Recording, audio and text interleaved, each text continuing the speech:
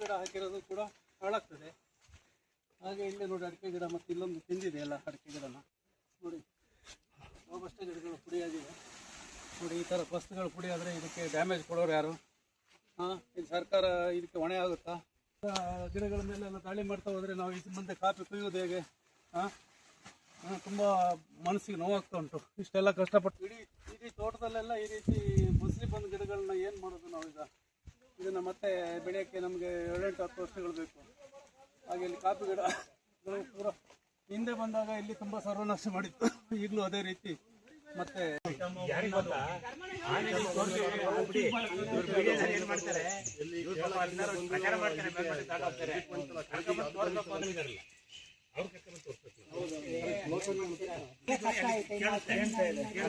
ಅರಳ್ಳಿಯಲ್ಲಿ DC ಅವ್ರ meeting ಆಯ್ತು.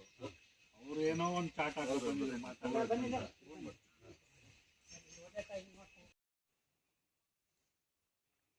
ಏನ್ ಮಾಡೋದು ಈಗ? 3 ವರ್ಷದಿಂದ ಒಂದು ಗದ್ದೆ ಬೆಳೆಯಂಗಿಲ್ಲ, ಒಂದು ಭತ್ತ ಬೆಳೆಯಂಗಿಲ್ಲ, ಒಂದು ಬಾಳೆ ಬೆಳೆಯಂಗಿಲ್ಲ. ಈ ತರ ಇದು ಅನ್ಯಾಯ ಮಾಡಿದ್ರೆ ಏನ್ ಜೀವನ ಮಾಡೋದು ನಾವು? ರೈತರು ಇಲ್ಲಿ ಎಲ್ಲಿ ಮನೆಯಿಂದ ಹೊರಡಂಗಿಲ್ಲ ಆಗಾಯ್ತು ಪರಿಸ್ಥಿತಿ. ಪ್ರತಿದಿನ ಆನೆ ಗಲಾಟೆ ಸ್ಟಾರ್ಟ್ ಆಗಿದೆ. ಯಾವುದೇ ಸರ್ಕಾರ ಯಾವುದೇ ಇದ್ರ ಬಗ್ಗೆ ಗಮನ ಹರಿಸ್ತಿಲ್ಲ. ಮತ್ತೆ ಸರ್ಕಾರದವರು ಈ ರೀತಿ ಪರಿಹಾರಗಳನ್ನು ಕಣ್ಣೋಡಿಸುವ ಪರಿಹಾರ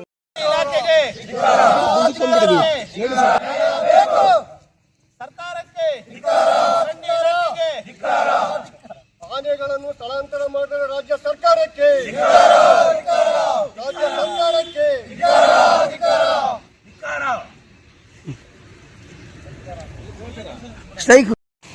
ಲೋಕೇಶ್ ಬೇಲೂರು ಕಾಫಿ ಬೆಳೆಗಾರರ ಸಂಘದ ಕಾರ್ಯದರ್ಶಿ.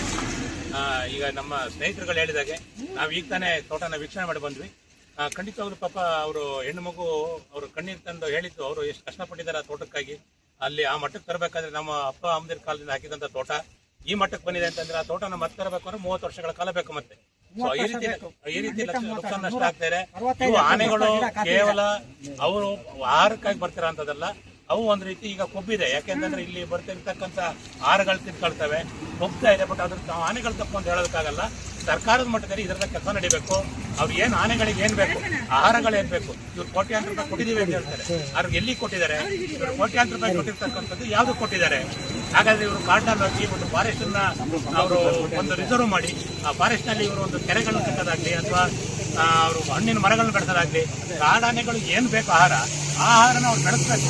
ಆನೆಗಳ ಆಹಾರ ಇಲ್ಲದೆ ನಾಡಿಗೆ ಬರ್ತಾ ಇದೆ. ಅವ್ರು ಹೇಳ್ತಾರೆ ನಾವು ಆನೆಗಳ ಜಾಗಕ್ಕೆ ನಾವು ಹೋಗಿದ್ದೀವಿ ಅದಕ್ಕೆ ಬರ್ತಾ ಇದೆ ಅಂತ. ನಾವು ಯಾರು ಆನೆಗಳ ಜಾಗಕ್ಕೆ ಹೋಗಿಲ್ಲ ಸ್ವಾಮಿ. ನಮ್ದೆಲ್ಲ ನಾವು ಪಿತ್ರಾರ್ಜಿತ ಬರ್ತಿರ್ತಕ್ಕಂಥ ನಾವು ಲ್ಯಾಂಡ್ಗಳು, ನಾವು ಯಾರು ರಿಸರ್ವ್ ಫಾರೆಸ್ಟ್ಗೆ ಹೋಗಿಲ್ಲ. ಆನೆಗಳು ನಮ್ಮ ಪ್ಲೇಸಿಗೆ ಬಂದಿದೆ. ಇವರಿಗೆ ಹಾಗಾದ್ರೆ ಸರ್ಕಾರದವರಿಗೆ ಎಲ್ಲೋ ಕೆರಡದಲ್ಲಿ ಒಬ್ಬ ಸತ್ತರೆ ನಮ್ಮ ಆನೆ ಹೋಗಿ ಅವ್ನು ಸಾಯ್ತಿದೆ ಅಂತ ಹೇಳಿ ಅವ್ರಿಗೆ ಹೋಗಿ ಪರಿಹಾರ ಕೊಟ್ಟು ಬರ್ತಾರೆ ನಮ್ಮ ಮುಖ್ಯಮಂತ್ರಿಗಳು ಮೊದಲವರು. ಆದ್ರೆ ಇವತ್ತು ನಮ್ಮ ನಾಡಿನ ಜನ ಅವರೇ ಹೇಳೋ ಪ್ರಕಾರದಲ್ಲಿ ಅವರ ಆನೆಗಳು ಬಂದು ನಮ್ಮ ಪ್ರಾಣಹಾನಿ ಮಾಡ್ತಾ ಇದೆ. ಸುಮಾರು ಲಕ್ಷಾಂತರ ಕೋಟ್ಯಾಂತರ ರೂಪಾಯಿ ಬೆಳೆ ನಾಶ ಮಾಡ್ತಿದೆ. ಹಾಗಾದ್ರೆ ಇದ್ರ ಬಗ್ಗೆ ಗಮನ ಹರಿಸಬೇಕಾದ ಯಾರ ಕರ್ತವ್ಯ? ಸರ್ಕಾರದ ಕರ್ತವ್ಯ. ಈಗ ನೋಡಿ, ನಾವು ಇದಕ್ಕೆ ಮೊದಲೇನೆ ರಸ್ತೆ ತಡೆ ಮಾಡಬೇಕು ಅಂತಕ್ಕಂಥ ನಮ್ಮ ವಿವಿಧ ಸಂಘಟನೆಗಳೆಲ್ಲ ಸೇರ್ಕೊಂಡು ಮಾಡಿದ್ವಿ. ಆದ್ರೆ ರಸ್ತೆ ತಡೆ ಮಾಡೋದು ನಾವು ಅವ್ರಿಗೆ ಈ ನಮ್ಮ ಅಧಿಕಾರಿಗಳೇನಿದ್ದಾರೆ ಈ ತರ ಏನಾದ್ರು ನಾವು ಮೀಟಿಂಗ್ ಮಾಡಿದ್ರೆ ಇನ್ನೊಂದು ಮಾಡಿದ್ರೆ ಅದು ಬಹಳ ತ್ವರಿತವಾಗಿ ಮೇಲ್ಮಟ್ಟಕ್ಕೆ ತಲುಪಿಸೋದು ಅಷ್ಟೇ ಅವ್ರ ಕೆಲಸ. ಮೇಲ್ಮಟ್ಟಕ್ಕೆ ತಲುಪಿಸಿದ್ರು. ಅವತ್ತಿನ ಒಂದು ಏನು ಜಿಲ್ಲಾ ಮಂತ್ರಿಗಳಿದ್ರು ಅವ್ರು ಬಂದ್ರು, ಇಲ್ಲಿಗೆ ಬಂದ್ಬಿಟ್ಟು ನಮಗೆ ಆಶ್ವಾಸನೆ ಕೊಟ್ಟರು, ಇನ್ನು 15 ದಿನದಲ್ಲಿ ಆನೆ ಸ್ಥಳಾಂತರ ಮಾಡ್ತೀವಿ ಅಂತ ಹೇಳಿದ್ರು. ನಾವು ಅವ್ರ ಮಾತನ್ನು ನಂಬಿದ್ರು. ಯಾಕೆಂತಂದ್ರೆ ಸಚಿವ ಸಂಪುಟದಲ್ಲಿ ಇದ್ರಲ್ಲಿ ಉತ್ತಮವಾದ ಮನುಷ್ಯ ಮಾತನ್ನು ನಂಬೋದು ಅಂತಂದ್ರೆ ಕೃಷ್ಣ ಬೈರೇಗೌಡರು. ಅವ್ರು ಹೇಳಿದ್ರಲ್ಲ ಅಂತೇಳಿ ಆ ಮಾತನ್ನು ನಂಬಿದ್ವಿ. ಇಲ್ಲಾಂದ್ರೆ ನಾವು ಅವತ್ತೇ ರಸ್ತೆ ತಡೆ ಮಾಡ್ತಾ ಇದ್ದು ಉಗ್ರ ರೂಪದ ಹೋರಾಟನೂ ಕೂಡ ನಾವು ಮಾಡೋದಕ್ಕೆ ತಯಾರಾಗಿದ್ವಿ. ಬಟ್ ಅವ್ರು ಹೇಳಿ ಆ ಮಾತನ್ನ ಉಳಿಸ್ಕೊಂಡಿಲ್ಲ.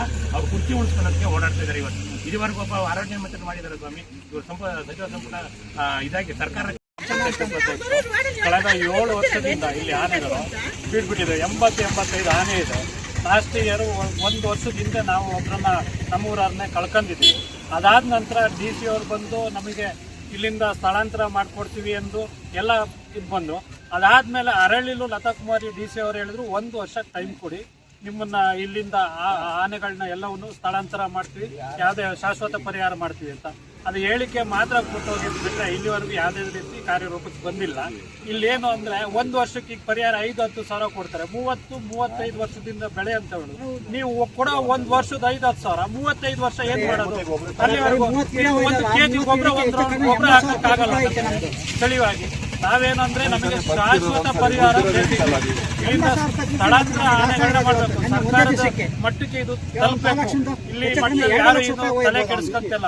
ಶಾಶ್ವತವಾಗಿ ಆನೆಯನ್ನ ನಮ್ಮ ಮುತ್ತೋಡಿಗಾಗ್ಲಿ ಎಲ್ಲಿಗಾಗಲಿ ಡ್ರೈವ್ ಮಾಡಾಗಿ ಮನವಿ ಮಾಡ್ತಾ ಇದ್ದೀವಿ.